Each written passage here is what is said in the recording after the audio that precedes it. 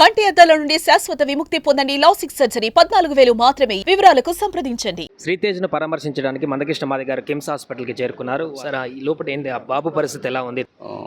తండ్రి భాస్కర్తో మాట్లాడాను. శ్రీతేజ్కు ఇంకో చిన్న చెల్లె కూడా ఉంది, అక్కడనే ఉంది. తండ్రి చెప్పిన దాని ప్రకారం అసలు క్రిటికల్ పొజిషన్లో ఉన్నాడు అనే విషయం మాత్రం తండ్రి చెప్పాడు.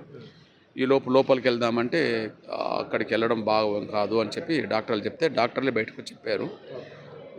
ఇంకొక 15 రోజుల వరకు కూడా ఏం చెప్పలేము.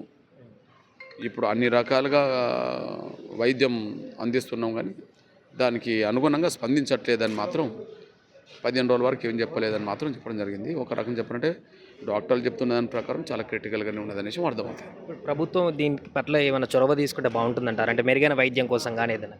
అంటే మెరుగైన వైద్యం అందించడం కోసం ప్రభుత్వం వైద్య శాఖ ఒక ప్రత్యేకంగా శ్రద్ధ పెట్టడానికి అవకాశం ఉండాలని కోరుతున్నాను.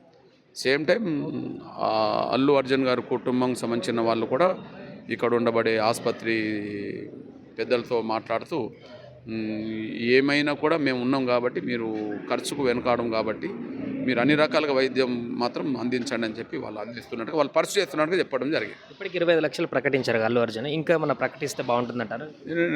ఇంకా ఆయన ఇంకా చాలా పెద్ద యువకుడైనా ఒక క్రేజ్ గల హీరో. ఇప్పటికే పుష్ప 2 సినిమాకు దాదాపు 1000 కోట్లు దాటని చెప్పింది. 1000 కోట్ల రూపాయలు, 1 కోటి రూపాయలు ప్రకటిస్తే ఆయనకే మరింత ఒక అనుకోకుండా జరిగిన ఘటనే అది. అల్లు అర్జున్ కోరుకోరు, సినిమాకు పోయిన వాళ్ళు కోరుకోరు, థియేటర్ వాళ్ళు కోరుకోరు, ఎవరు కోరుకోరు.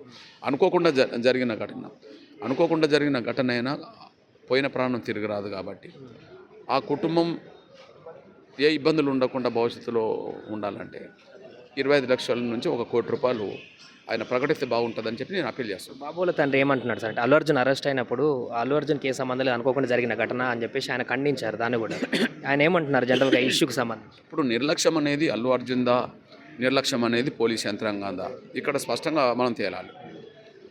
అల్లు అర్జున్ది నిర్లక్ష్యం ఎప్పుడు అవుతుంది అన్నప్పుడు ఆయన చెప్పి రాకపోతే ఆ క్రౌడ్ వచ్చినప్పుడు ఈ తొక్కిసలాట జరిగితే ఆయన బాధ్యత రహిత్యం అవుతుంది ఎవరైనా సరే. ఆయన స్టేట్మెంట్ ఇచ్చిన దాని ప్రకారం ఎప్పుడైనా సరే నేను ఈ 20 ఏళ్లలో 20-30 సార్లు అదే థియేటర్కి వెళ్ళాను, ఎప్పుడు జరగలేదు, ఇప్పుడు జరుగుతుందని నేను ఊహించాం కదా అని ఆయన చెప్పడం జరిగింది. అనుకోకుండా జరిగిన ఘటనే, అందుకు అయినా కూడా ఘటనకు నేను సారి చెప్తున్నాను చెప్పడం జరిగింది. ఓకే, అది వదిలిపెడదాం. కానీ పోలీస్ యంత్రాంగం ప్రకటన చేసింది ముందు ఏం ప్రకటన చేసింది, అసలు మాకు సమాచారం లేకుండా వచ్చింది కాబట్టి ఇదంతా జరిగిందని చెప్పడం జరిగింది. తర్వాత సమాచారం ఏమొస్తుంది కొన్ని పత్రికల్లో అంటే వచ్చే ముందు పోలీస్ యంత్రం సంధ్యా థియేటర్కు సమాచారం ఇచ్చారు. సంధ్యా థియేటర్కి సంబంధించిన వాళ్ళు లకిడికా పోలీస్ స్టేషన్కు సమాచారం ఇచ్చారు. అందినట్టుగా కూడా వాళ్ళు వస్తున్నది, ఇది అందినట్టుగా కూడా వాళ్ళు ఎక్నాలజ్ చేశారు. కాబట్టి పోలీస్ యంత్రాంగం దాన్ని సీరియస్గా తీసుకోలేదని చెప్పి ఒకవైపు వస్తుంది. నిజంగా చెప్పి రాకపోతే అల్లు అర్జున్ కొంత నిర్లక్ష్యం చేసినట్టే. ఎందుకంటే ఆయన ఎక్కడికి వెళ్ళినా వేలాది మంది వస్తారనే విషయం చెప్పొచ్చితే మరి ఆయన బాధ్యత ఏమున్నది? 20 సార్లు ఆ థియేటర్కి వచ్చాడు, వచ్చిన తర్వాత మళ్ళీ ఇట్లాంటి ఘటన జరుగుతుందని ఆయన ఊహించుకోడు కదా. మరి ఆయన వస్తున్నప్పుడు క్రౌడ్ వస్తుందని, దానివల్ల కొంత తొక్కిసలాట జరుగుతుందని, దీన్ని అరికట్టాల్సిన బాధ్యత మనకు ఉన్నదని చెప్పి పోలీస్ యంత్రాంగం సీరియస్గా తీసుకుంటే మోహరింపు ఎక్కువైనప్పుడు తొక్కిసలాట తక్కువయ్యేది. తొక్కిసలాట తక్కువైతే ఈ బిడ్డ ప్రాణం పోయేది కాదు, తల్లి ప్రాణం పోయేది కాదు, బిడ్డ క్రిటికల్ పొజిషన్ ఉండేది కాదు. పోలీస్ యంత్రాంగం నిర్లక్ష్యం కూడా ఇక్కడ ఉన్నదనుకున్నప్పుడు పోలీస్ యంత్రాంగం ఎవరెవరో దాని బాధ్యత గుర్తించాల్సిందే, వాళ్ళని సస్పెండ్ చేయాల్సిందే, వాళ్ళ మీద చట్టపరమైన చర్యలు తీసుకోవాల్సిందే. ఎంఆర్పిఎస్ తరఫున మీరు ఎలాంటి భరోసా ఇవ్వబోతున్నారు శ్రీతేజ్కి కానీ వాళ్ళ తండ్రికి కానీ? వాస్తవానికి ఇప్పుడు మా తప్పు లేదని ఒకరు అంటారు, మా తప్పు లేదని ఒకరు అంటారు. తప్పు ఎవరిదో తేలాల్సిన అవసరం ఉన్నది కదా. ఇప్పుడు ఎవరు కూడా ఇట్లాంటి ఘటనలు కోరుకోరు కదా. ఏ హీరో కోరుకోరు, నువ్వు కోరుకోరు, నేను కోరుకోను, సినిమా చూడడానికి వచ్చిన వాళ్ళు కూడా కోరుకోరు. కానీ ఆయన ఇప్పటికే 20 సార్లు వచ్చిందనే విషయం నేను చెప్తున్నప్పుడు కదా, ఏనాడు జరగని ఘటన ఏనాడు జరుగుతుందని ఎవరైనా అనుకోరు. పోనీ చెప్పి రాలేదా, చెప్పి రాకపోతే పొరపాటు, ఖచ్చితంగా బాధ్యత వహించాల్సిందే.